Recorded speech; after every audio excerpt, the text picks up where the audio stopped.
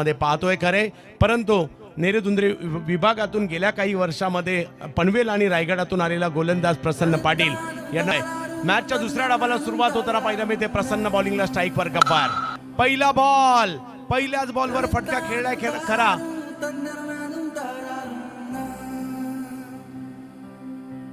पाहतोय आपण बॉलिंग साठी एक महत्वाची मॅच आणि ज्या मॅच मध्ये काय होईल सगळ्यांनाच उत्कंठा आहे. फटका खेळलाय खरा, बॉल हवेत पाहायला मिळतोय आणि पृथ्वी चषकामध्ये देखील आणि त्यांच्या विरोधात रेस्ट ऑफ इंडिया असा हा सामना होता. एक वरती एक सध्याची परिस्थिती.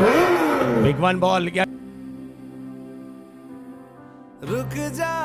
विकेट हॅट्रिक साठी पारितोषिक येत आहे हर्षलजी आभारी यांच्याकडून. सलग 3 विकेट साठी विकेट हॅट्रिक साठी 5,000 रुपयांचा कॅश प्राइज. फटका कमलेशने केसला होता मिड विकेटला.